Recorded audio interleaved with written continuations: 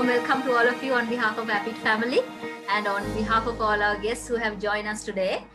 So thank you very much for joining us live and of course joining us through all the other platforms as well apart from the social media platforms. If you have any questions and concerns that you need to ask during the sessions, we do have three links that are open, that is through the chat line. And if not, of course, by disturbing us while the session is going on, if you have a pressing question and anything that you want to clarify. If not, all our emails, especially the student services and the postgraduate contact email is open. You can always send us an email if you're a student who is currently studying at Rapid. If not, use the common platform and come to us to contact us for all these questions. So with that, warm welcome to the panel and thank you very much, Mr. Nalin, for joining us today. And we do have our chairman, Mr. Bandula Godage, who is online with us. And we do have Dr. Rohan Datukorla, who is the head of the postgraduate program as well. So to start with the session, I would actually cordially invite Mr. Bandula Godage to just welcome all of us and then share your thoughts on what's the importance of the session today and any other matters to be discussed. Over to you, sir. Thank you, Kaushali. I'm audible. I think I heard. I think you can hear me. That's right. Yes. Okay. Yes, of thank course. you. All clear. Hi, Nalin. Good evening. It's a great honor to welcome you today.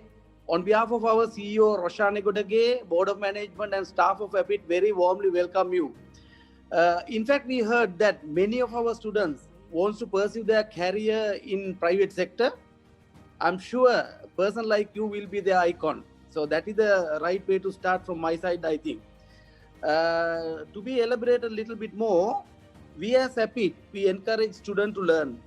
We inspire love to learn. I don't know whether a lot of people may have seen it, that this is our tagline. We inspire love to learn. Not only to become academic excellence, but also to make them leaders. We need to build leaders, leadership skills within them. We should be able to produce more leaders. We need more leadership with right leadership skills. I think, Nalin, that is why you are here with us today as one of CBL leaders. So I would like to wish you for a very good session with all your leadership skills, where it will certainly help all our students and the viewers, and also, of course, me and the Board of Management to learn something out of you. So once again, all the very best. I think, Kaushali, over to you right now. Thank you, Chairman. Thanks a lot for being with us. And with that, for the highlight of the hour. So Mr. Nalin Karunaratne, who is the director and who is a chief executive officer of CBL, that we all know as Ceylon Biscuits Limited, is here with us to talk about very important business aspects. And let me hand over the session, the paneling session, to Dr. Rohan to take over from here. Doctor, over to you. Thank you very much, Kaushali, and thank you, Chairman, for the welcome address. Nalin is someone who is very close to my life. He was my boss actually when I was at Rakit. It was fantastic to see him grow in the world of business. From Rakit, he moved to Almaran. From Almaran, he was again headhunted back to Rakit, and then from there he went to the world's #1 construction company, and and today he's like a director CEO of one of the top brands, power brands in Sri Lanka, which is Munchie. See, I'm not going to go through his CV because I know all of you all have read it, and he's very strong in his academic conceptual skill, whilst he's very strong on his business, starting from a total sales background and move right to the top. But I just like to share with you some things that has been mentioned in Facebook. So I just hosted it, and I'm just looking at it, and what do I see? I see 128 comments from all over the world. The former CEO of CIC. I think Nalin, he worked with you, no? Graham Marshall. Graham Marshall says, fantastic seeing you grow, Nalin, and I wish you all the very best. Then we see the former head of supply chain at Aiken Spence. Again, all people who work with us at Reckitt. Danisha Pera says, high performer, great personality with leadership qualities which are exceptional. Congratulations, and I wish you the best, Nalin. And Nalin calls me and says, Rhonda, what are they all congratulating me for? But I suppose they must have not known the position you have gone to 4 years back, Nalin. Then we have a guy who is an expert on the supply chain again, Dilip Pereira. He says, nice to see you guys after a long time.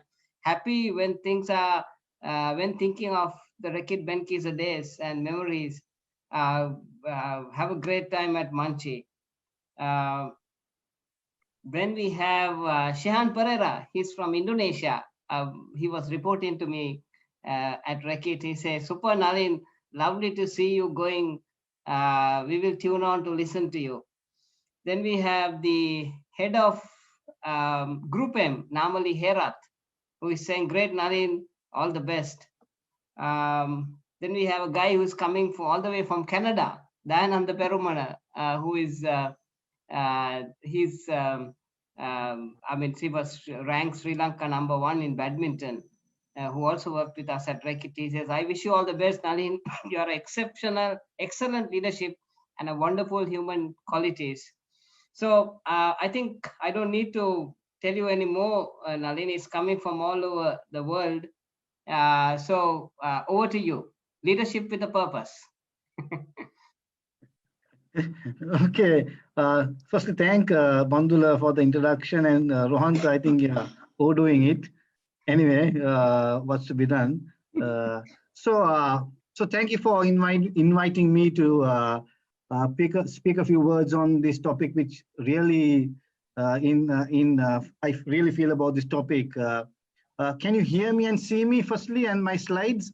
Yes. Yes. Okay. So what I'll do is for the next 20-25 minutes, I will share my experience. So pardon me saying I'll be using a lot of the word I quite a lot, purely because it's my story. So this leadership with a purpose I think is a very important point in my life. So I will unfold my story, and I will leave with you all 10 key learnings which help me to pursue my career and my personal life. Generally, this is about a 1.5 to 2 hour presentation, so I condensed it to about 25 minutes. So, pardon me, I might rush on certain points.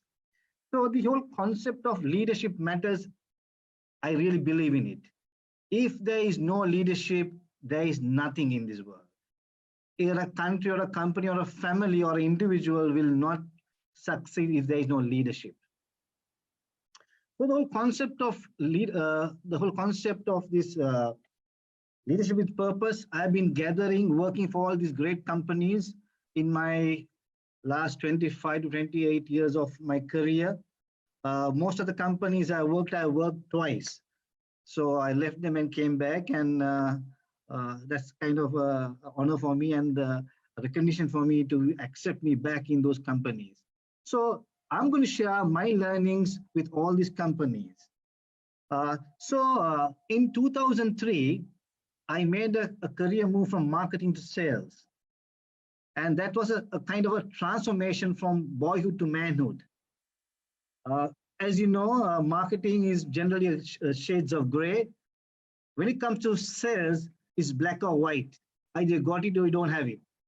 You always, your neck is on the chopping block, because end of the day, you got to deliver. You can't say, all kinds of nice excuses for anything that you didn't, any object you set.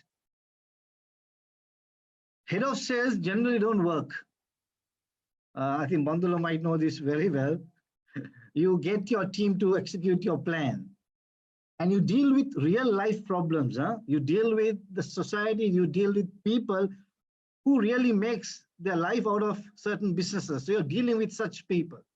So for me, this 2003 year was a transformational year of moving to sales in the leadership position. So there was $1 million question that I always asked myself, how do you get great things done achieved by others? Okay, I'd like to pause here and ask everyone, Rohanta, am I too fast or am I clear? Very clear, Nalin. Move forward. Okay, so the $1 million question was, how do I get things achieved to others? How to get the strategy that we developed executed by others, and what makes someone motivated to give their very, very best? So these kind of questions was in my mind. Therefore, I went looking for the whole concept of how do I bring the best leadership qualities in me. I said, okay, I got to lead now to get the best out of it. Therefore, as many people do, you start reading books on leadership. If you Google leadership topic, I think there are about more than 1 million downloads. You then emulate people, look at, okay, there are great leaders, you try to emulate them. You generally try to step out of your comfort zone and ask people, okay, am I doing well? Am I a good leader? Am I an example? You attend training sessions, you do this 360 degree feedback. So I went through this whole process of trying to learn, trying to be that great leader. But I was very confused in the whole process. Is that the vision, purpose, or leadership? What comes first? Does the purpose brings the leadership in you, or the leadership brings the purpose out of you? So this was a question that I also was grappling with.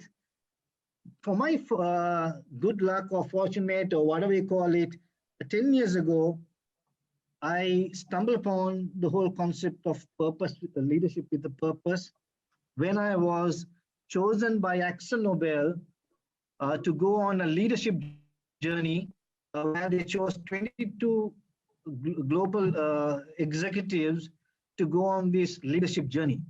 It was about a 2-year program in staggered process.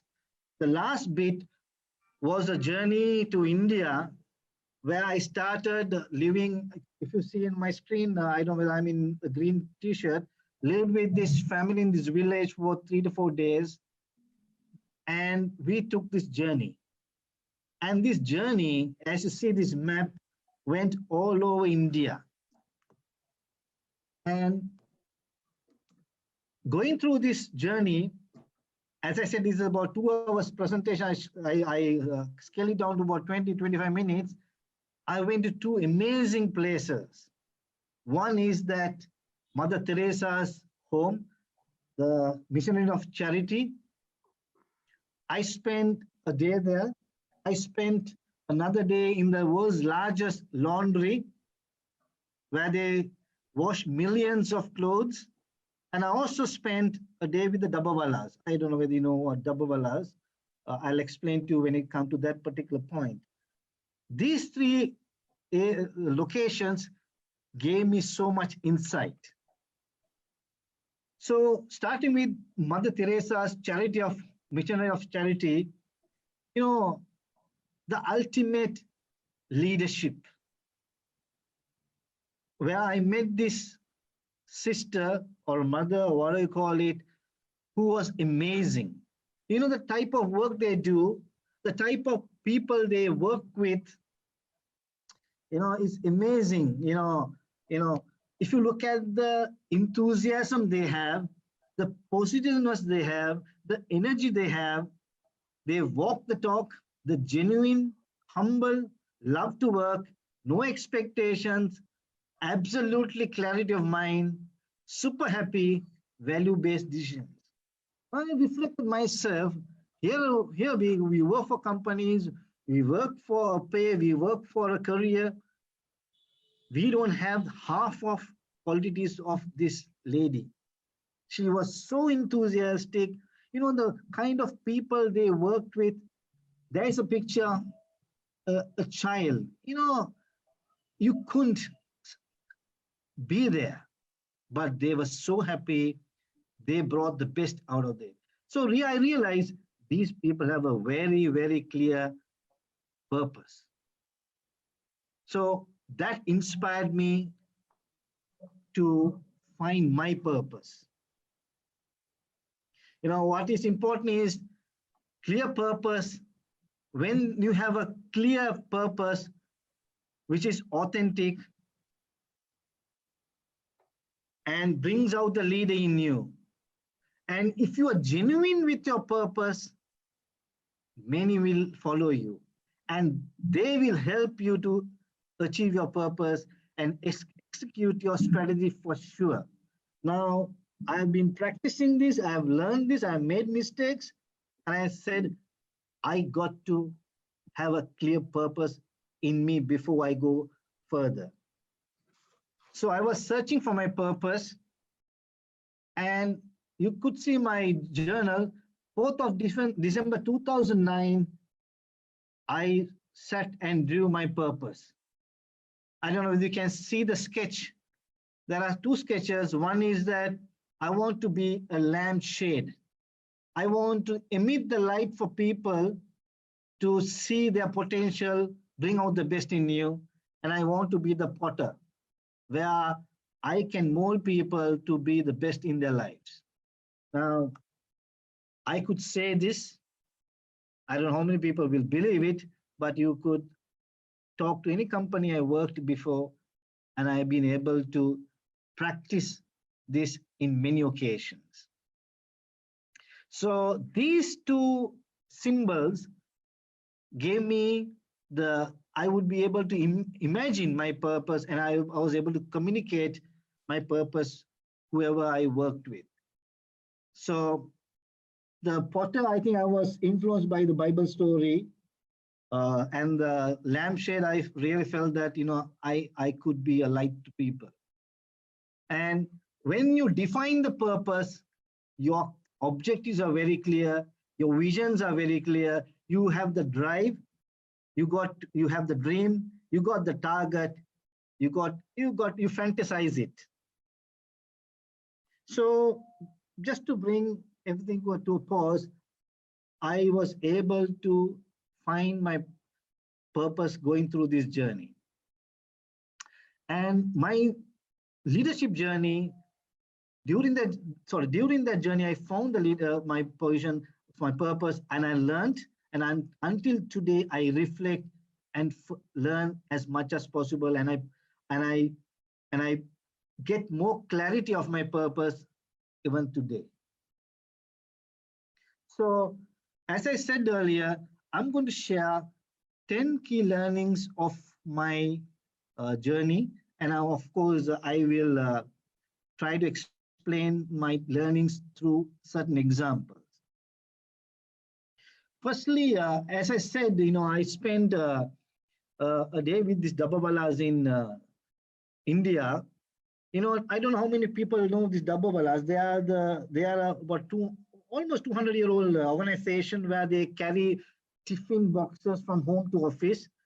Harvard Business School did a kind of study, and they found their efficiency rate is 99.99. And there are about 20 learnings. I take one out of which is important, is that the first learning is that your workplace should be respected and looked upon like a place of worship. Now, you know, I don't want to elaborate it, but, you know, this is what they told me. You know, you are making a living out of it. You spend the most of your time, be positive, emit positive vibes, and it will also help you to either define your purpose or execute your purpose. And if anyone wants to study more, you can Google it. There's so many stories about Dabbawala. It's an amazing organization. They have been going under threat of all fast food outlets are coming up.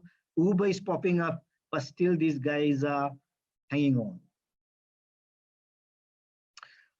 Even Prince Charles, when he visited India, visited these people, and he want to spend some time. So first learning, guys, is that make sure I further learned this. When I and I go to I like yoga. When I go to this yoga practice, and the yoga master told me, or he always say, your yoga mat, you make sure that you don't kick it around. When you lay it on the ground, have the respect. I've seen people being asked to leave the yoga class when they come and abuse that yoga mat. What he says is that the yoga mat helps you to do your practice, ensure that you respect that place. So first learning. Second learning is that do not try to be a leader or put effort to be a leader. Put effort to identify what drives you, what is your purpose. Now, as I written here, I think leadership skills are instinct, human instinct.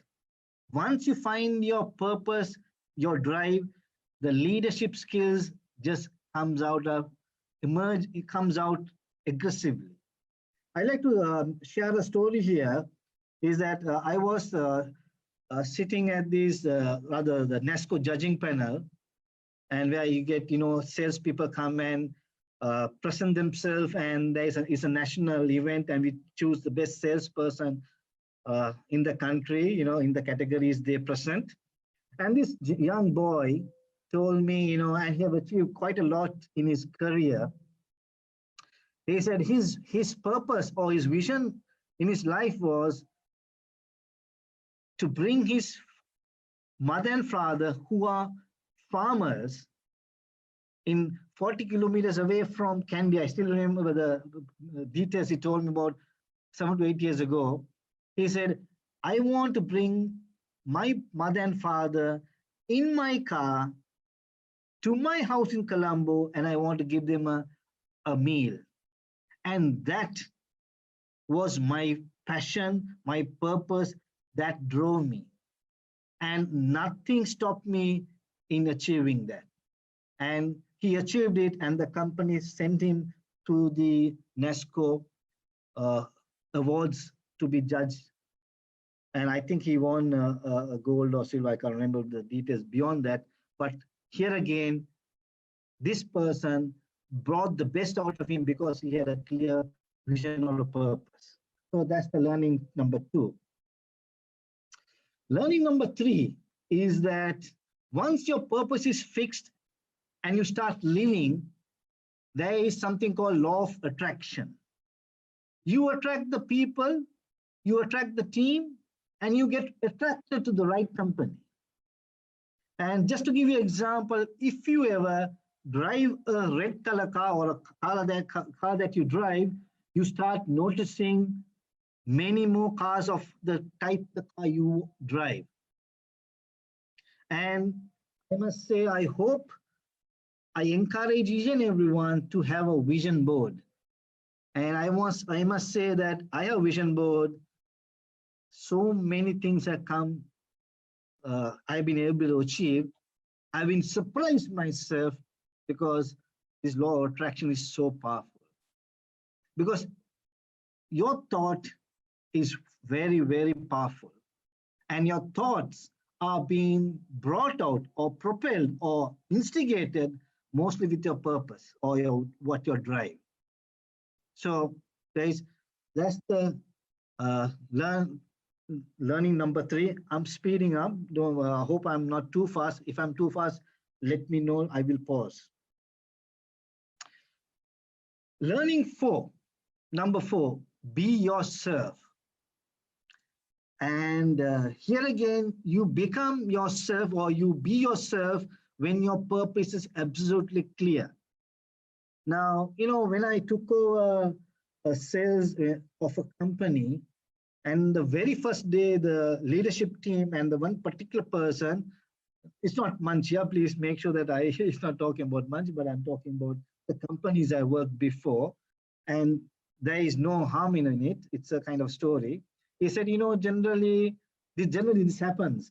And if you want to get close to your salespeople, I use the word set pendon. You become part of them. You spend nights with them. You have a drink with them, and you have a sing song with them. I said, sorry, it's not me. I will never do it. And I was absolutely clear, I cannot do that. And I must say, I built a world-class sales team. And the litmus test for that was that I spent about 4 years in that company, and the distributors gave me a farewell party where a 28-year-old sales director never got it. So this was told me at the party purely because I was very clear on what areas I'm going to focus. Is it in line with my purpose, or is it in line with my value base? And you believe if it is right, it's law of attraction. It attracts as much as possible. So guys, my learning is that be yourself, and be yourself becomes much more clearer because you got your purpose or what drives you clear. Learning number 5. Be ruthless on people who stop or politically manipulate execution of your purpose. Now, this is not easy. It's easier said than done because, there are a lot of challenges. But I'll give you an example again from another company, which I went for the sales meeting, and I realized there was an area sales manager used to win all the awards every year. And, and even the sales manager has to look at him before he speaks. And I said, oh, something going wrong here. Therefore, I thought, okay, we analyzed and found that he ensures that he only achieves the target. He ensures that he only achieves the year-end awards, and he manipulates certain areas. So what we did was we moved him out and brought new team, and the company was super successful. And when we did that, or when I did that, even the board of that company, which I worked many, many years ago, found that, Nalin, are you doing the right thing? He's winning every year the best RSM. I said, yes, he's winning because of this reason.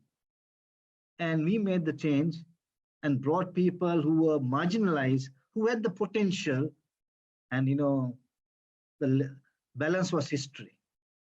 So keep that in mind. This is not easy to do. It's very challenging, but pursue this.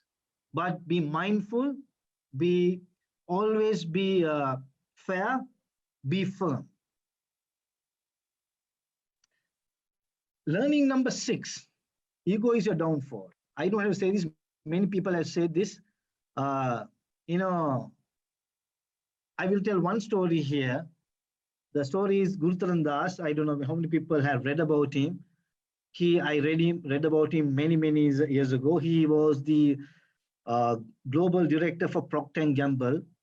I read his life story. Very, very amazing guy. He's author. He's a kind of a musician, and writer of books. He went to Harvard Business School, and he graduated, and he had 2 options in life. One option was to get a super job in USA or in New York, or where you call it, in a high-rise building, work 8 to 5, or go back to India. And he decided to go back to India, and he joined Procter & Gamble. And when he joined Procter & Gamble, he was given a train ticket and said, you're a salesman from tomorrow. Spend your 2 years, spend your 2 years as a salesman. And as you might know, that Procter & Gamble have a culture. Everyone in the company, including the managing director or the CEO, has to spend X amount of times talking to consumers, not customers, consumer home visits. So he went as along to house, and he found the old lady putting Vicks vapor up into hot water tub and inhaling. He said, "Oh, super idea." When he got back to marketing, he made a TV commercial out of it, and the rest was history. He became a global director, strategic planning for Procter & Gamble. Here again, after going to Harvard Business School, he became a salesman. And I find that very amazing, because I find a lot of people who do not want to get to that level. They say, "No, I'm a graduate, I have an MBA, I want to start as high as possible." So your ego is your downfall. Please make sure that when I looked at, that Mother Teresa's home, absolutely no ego, and absolutely 100% faith. I can remember a story the sister was telling me. Many a days in the night, they didn't have any food or money to feed the children in the orphanage. And she told me, "I'm absolutely sure tomorrow morning someone would come and either give money or leave dry ration or make some food and leave on the doorstep." And out of 100 times, out of 100 times, she got it the same way she believed. So guys, have faith, don't have ego. Ego is a downfall. It's not difficult, but condition your mind. Learning number 4, creativity is important as knowledge. Now, this is not a part of this story is not part of my leadership journey, but I met this gentleman, and he was saying, when he started selling Vicks Vapor Rub, they didn't have a kind of what do you call advertising budget. And I must say that when Munchie started also, they did everything in their, to ensure that they built a brand. There were some hard times, but these great people have built great businesses, so much to learn. But I take this example. He was telling me, and when Vicks Vapor Rub was advertised millions of rupees on TV, he says people came and told him, "Sir, we don't. These ads are going all over. We don't have any ads." So he said, "Okay, ask the customer or the shopkeeper to tell the customers, look at this Vicks Vapor Rub ad.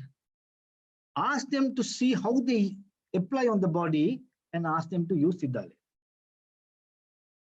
Okay, so he kept on propagating that story, and I was told that one of the success stories is that story of propagating that usage. And one more story I want to tell on this creative is a very interesting story and very close to my heart, is that I used to do a bit of training. I had given up that about 6 years ago. I went to this company called Toll. They were selling freight forwarding, and I was doing this training session. While doing this training session on value selling, one guy got up, and his intent was to make sure that I got cornered in this class, because he told me, "You have been selling paint and cement and all that. What do you know about selling what do you call freight forward?" So he told me, "I got a customer who brings 4,000 mobile phones, and I given him a dollar or half a dollar discount, and he's not interested in on a phone, but he's not interested in giving me. You're talking so much about sales. Can you tell me how to get this customer?" So, okay, divine intervention here. So I got this idea, and I said, "Okay, how many phones? 4,000. How many was the discount you're giving him on a phone on freight?" He said 0.75. Okay, that's about say 135 rupees into 4,000. It's about 5,000 rupees saving. It didn't matter to him. I asked him, "How many salespeople does he have?" He has 10. "How many phones he sell?" 4,000. Ask him if you give another 10 salesmen, okay, how much he spend on a salesman? It's about 30 to 40,000 rupees, max 50,000. I said, if I give him another 10 salespeople, can he double the sale? To see he was making quite a lot of money on a phone, must be about 5 to 6,000 rupees, some are 10,000. He was losing millions, not 500,000. So then he went back and came back and said, oh, no, I think I got this order because he's now saving 500,000 rupees. He can get 10 salespeople and he can double the volume of sales. If you 4,000 into say 5,000 rupees into it, you're talking millions of rupees is earning. And I spent 5 years with this company, helping them to become a better sales company, or rather in their training. So guys, the learning 7 is creativity is more important than knowledge. You got to think out of the box. Once your purpose is very clear, your creative mind starts also ticking. Learning number 8, when you are going after a purpose and your focus area, you got to have a lot of energy, man. You got to do physical, you got to be physically, I think Ron will agree with me. You got to have, you won't have a six-pack, which I don't know how many people have it.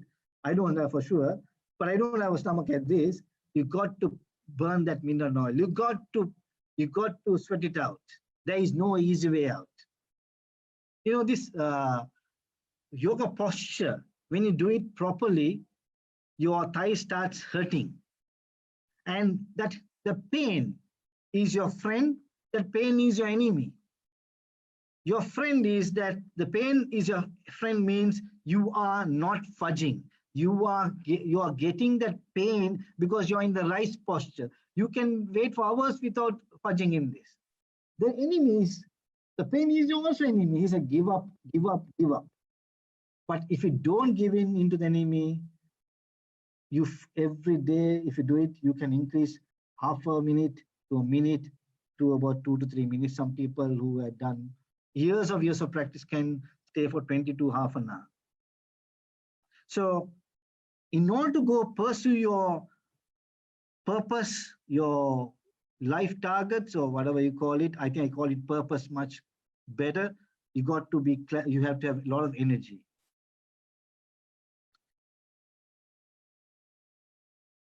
The last one is the one before last is that, when you go down the purpose, you've got to make some changes because change is important to execute your certain plans. What I found is that change is not the issue. Uncertainty in the minds of the people, your team, is the issue. So if you can clear the uncertainty and give them comfort, you could execute your plan much easy, much better. So, people say change is challenging. Yes, it is challenging purely because not what you want to change, but the uncertainty people have of change. If you can address that change, you will be able to solve that problem. And the last one, which is very interesting, coordinate the uncoordinated or link the dots. Now, if you take Uber, it's a super story. Their coordinate was uncoordinated. There was taxis, there were drivers, there were people who want to ride, and there were technology. One guy thought, okay, let me put all together and make a business out of it. Similar with Airbnb. I give an example from my career. I used to sell paint also, and I went to sell paint to this university in Nugegoda, and I went to, after sending the quotation, I went next day with my sales team, and he abused me. He said, you guys are, giving a price that is, my competitor gave 50% the price. Okay, I am not going to give any discount. Now, how did I coordinate the uncoordinated is that I asked few questions. Okay, how many people in this university? Say more than 700 people.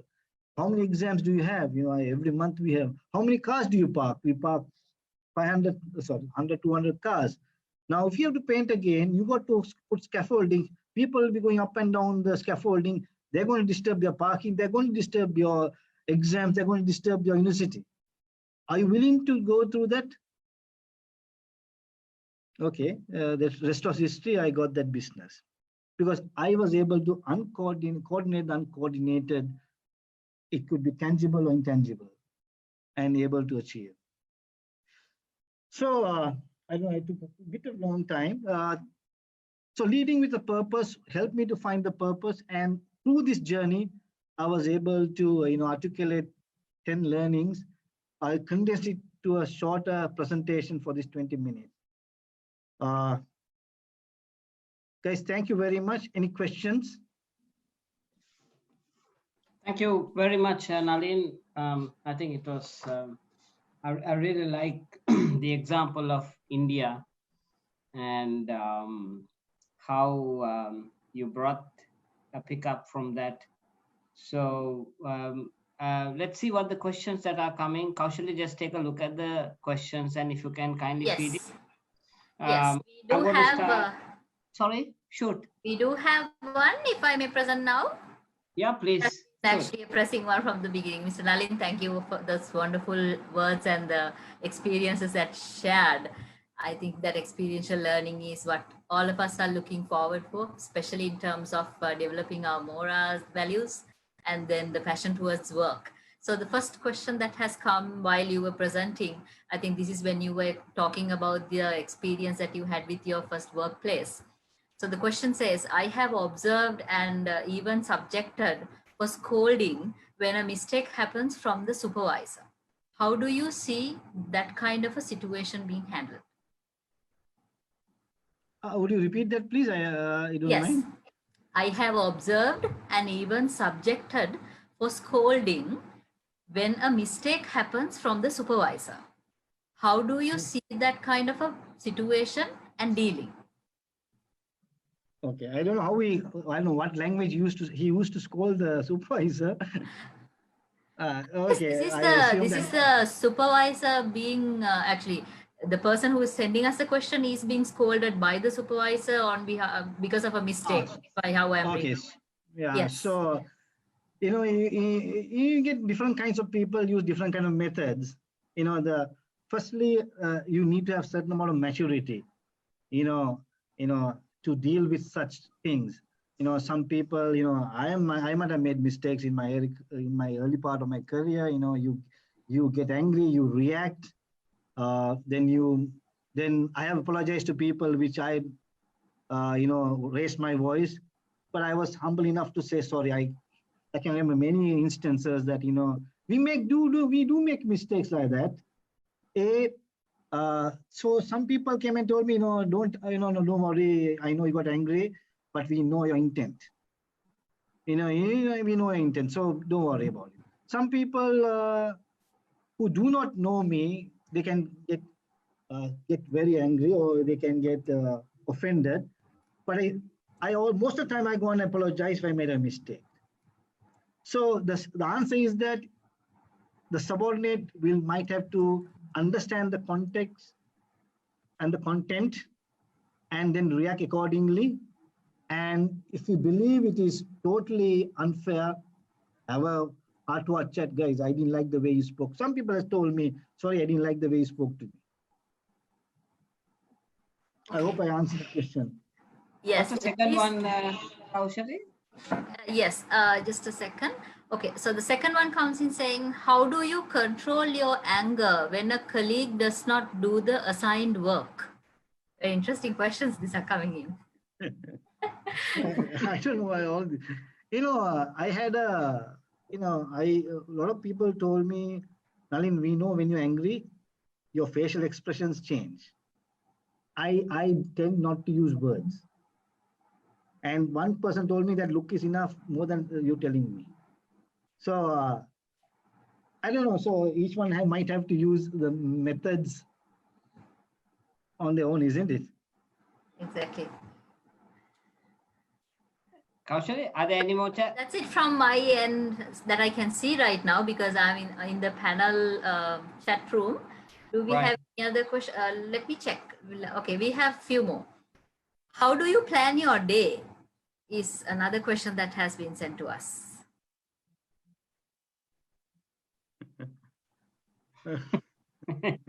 I believe this is in terms of, being a person who is in a tough work schedule at the same time managing your home front as well.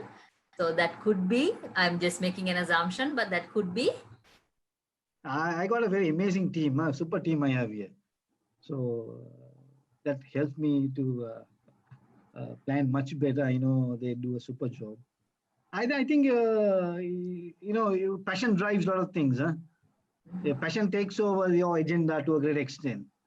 I think you choose what really passionates to you, and then you have there a must do. Either like it or not, you got to do it.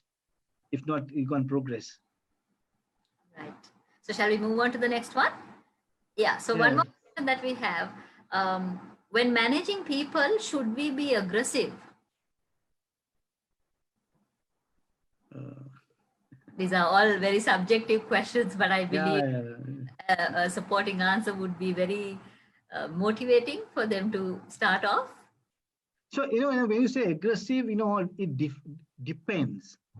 Mm-hmm. If you are going to tell the bluntly, it might sound rude, might look aggressive, but that might be the truth that you tell the guy, give the feedback. So I don't know.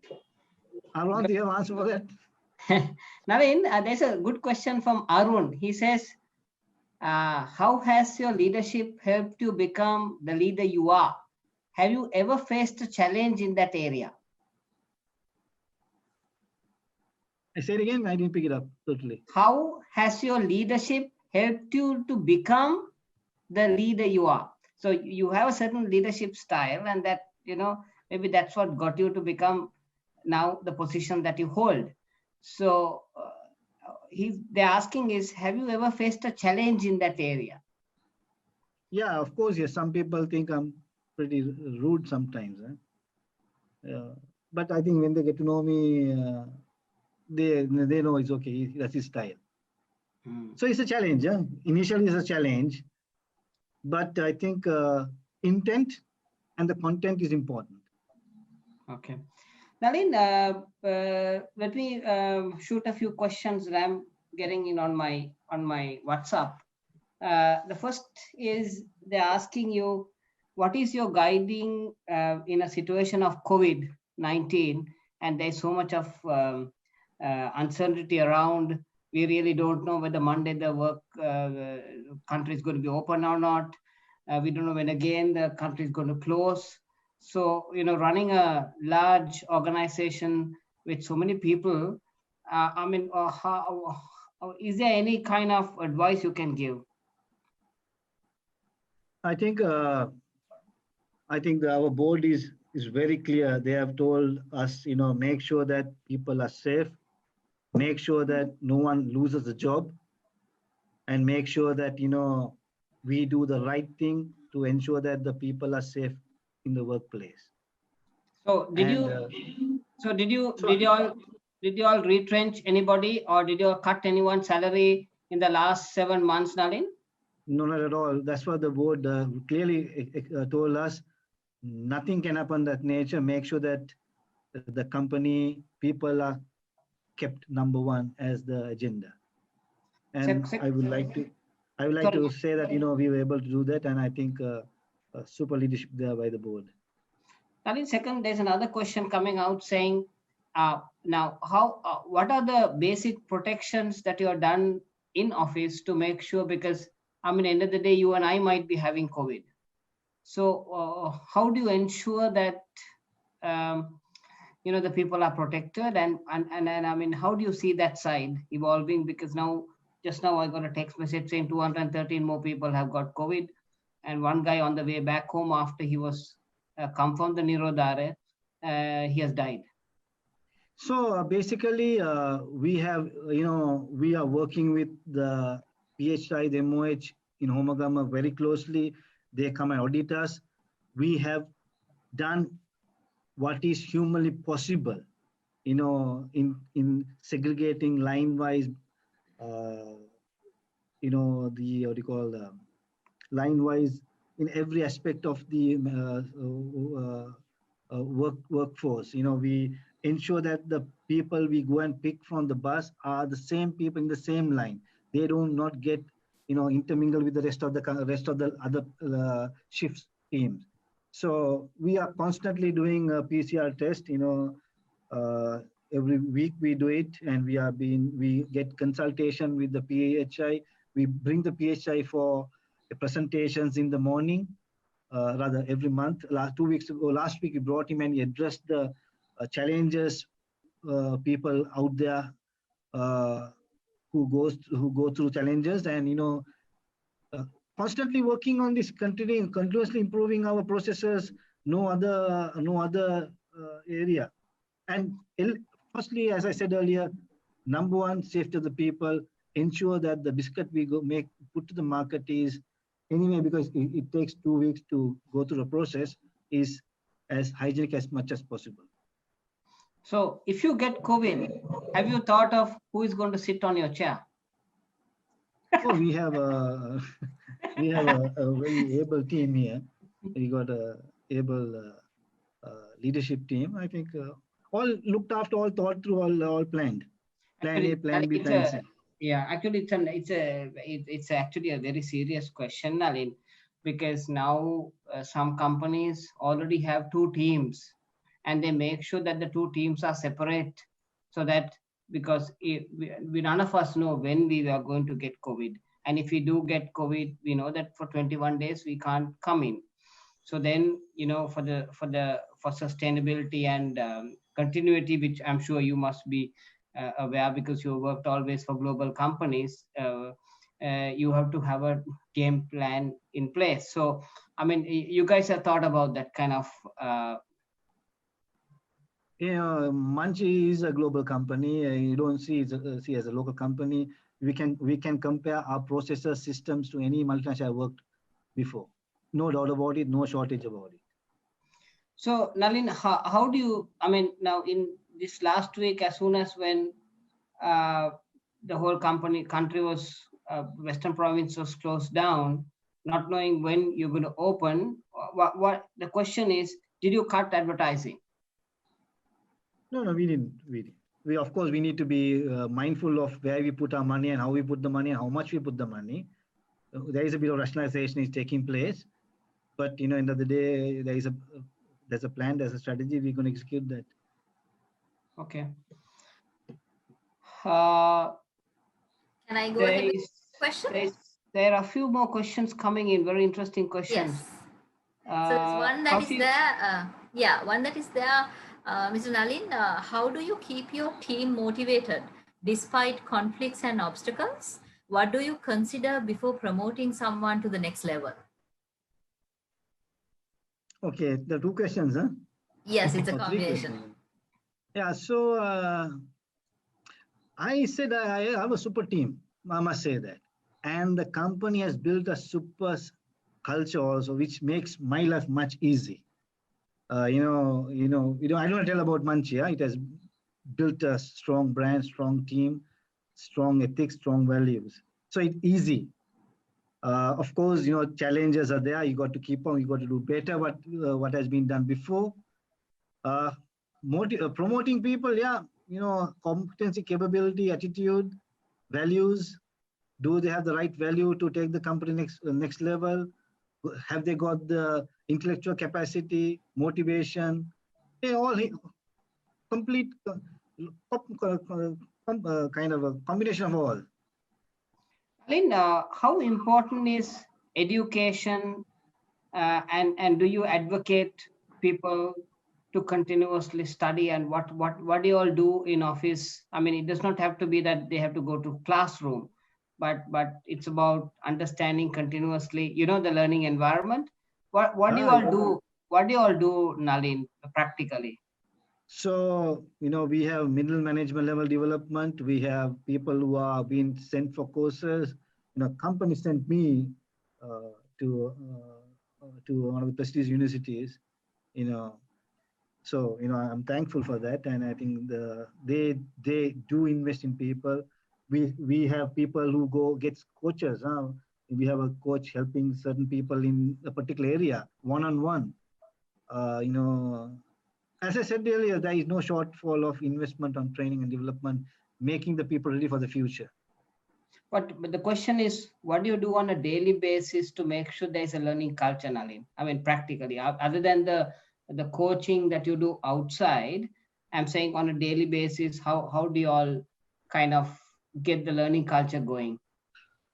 I don't know about a daily basis, Rohanta, but we got a planned process from the TSO, DSR to the director sales to the every manufacturing head. In fact, today for the last 3 to 1 week, the manufacturing head was online with the ISB program for 4 hours a day. He just finished yesterday. He and the future sales leader was going through that program. So what advice do you give, Nalin, to a youngster who is studying for a master's program? I'm sure you have also gone through a typical difficulty when you study for masters. You sometimes feel like giving up because you have assignments and you have so much of pressure traveling overseas. You know what I'm saying? What is your advice to a youngster? Actually, I'm not a very good example for that. I was at a PIM, right? So I'm not a very good example. I went to Saudi Arabia after completing almost 98% of my coursework. So I'm not a good example, but I'm telling, if you start, don't give up. Have end in mind, because education, knowledge is important, because that will bring the best out of you. Nalin, sorry, go ahead, Nalin. Sorry, go ahead. Yeah, so there is no, because there is so much change taking place. There's so much knowledge out there. So much knowledge out there. So only way you can, I still enroll myself to many courses. I got myself enrolled in the design thinking course. It's important that you keep up learning. There is no shortage of knowledge. It's out there. YouTube is a fantastic tool to learn. Okay. So, Nalin, can you tell us what is that one thing you learned at Harvard? Just one thing. I mean, they teach you lots of things, but just if there's one thing that you can remember when you went there, what is that one thing you took back to your company? One thing I really liked about is that the professors are so close to the industry. Their research is so real. They put so much time and to understand the real life organization behavior, cultures, performance. They put a lot of effort and time and money. Nalin, one last question that we have for you. I know we have, yep, exactly 1 minute more. So where do you think, or how do you think leadership for a purpose can withstand this challenge that we are having on COVID, when we really don't know what's happening out there? I mean, all this time we were safe, but now we have 30 people dying, 20 of them dying in the last 12 days. And, every day you have 300 people coming on board, 12,000 plus people coming on board. So, I mean, does it, I mean, what is, I mean, I know everybody must be feeling concerned, but, how do you kind of mentally prepare yourself for this kind of a challenge, Nalin? So there are certain things that you don't have control. COVID thing you can't control, but there's a lot of things that you have, you are in control of: the behavior, the processes, attitude, mindfulness, communicating, ensuring that the environment is safe for people to work. So there is so much in your control, and you got to ensure that you execute and propagate that. Okay, one last question, Nalin. Understood, Nalin. Yeah. One last question. What is your advice to young Nalin B. Karunaratne? If there's a younger Nalin at 20 years and you have to advise that younger Nalin, what would you tell him? I don't know how to answer the question, man. Get mature as fast as possible.